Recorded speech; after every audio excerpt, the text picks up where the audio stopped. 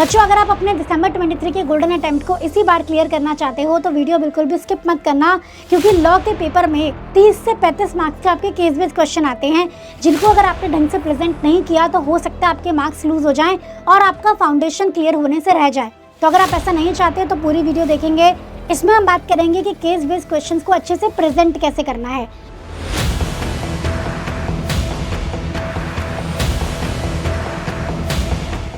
तो बच्चों, आपको केस बेस्ड यानी कि सिचुएशन वाले क्वेश्चंस को 3 पैराग्राफ में आंसर करना होता है।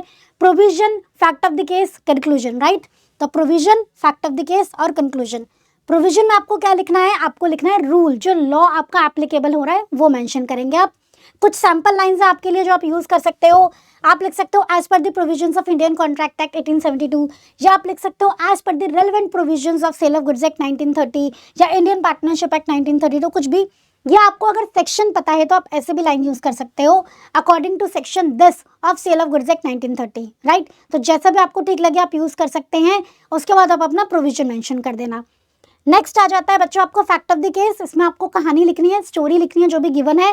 अगर बहुत बड़ा क्वेश्चन है तो आप शॉर्ट में करके लिख सकते हो, पर मेक श्योर सारी बातें वहां पे अकोमोडेट हो जाए। नेक्स्ट आपका कंक्लूजन, मोस्ट इंपॉर्टेंट पार्ट। सबसे पहले आपको ये ध्यान रखना है कि कंक्लूजन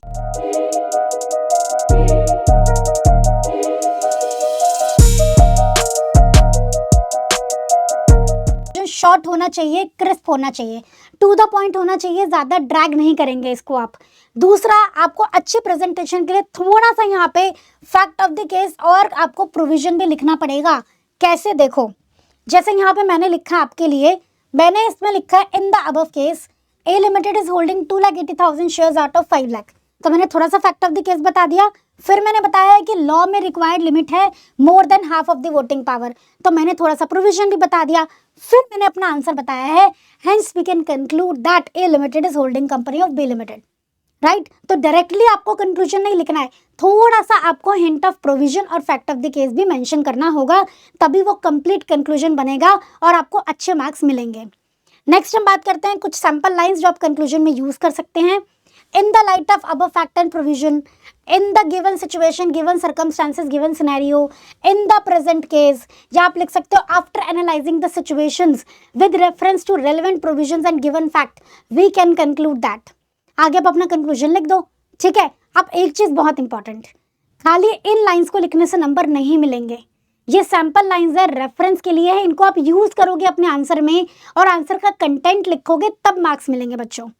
क्लियर? तो इन सब बातों से आप अपने केस बेस्ड क्वेश्चन के प्रेजेंटेशन बहुत अच्छी कर सकते हो। मेक श्योर आप कीवर्ड्स को जरूर अंडरलाइन करके आओ, तो आपके मैक्सिमम मार्क्स आपको मिलेंगे in your situation based question.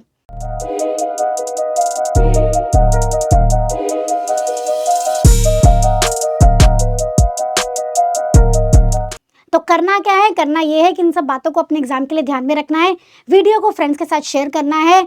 और आज का सेशन मैं यही एंड करती हूँ, मिलते हैं नेक्स्ट सेशन में। थैंक यू सो मच बच्चों, जय श्री राम।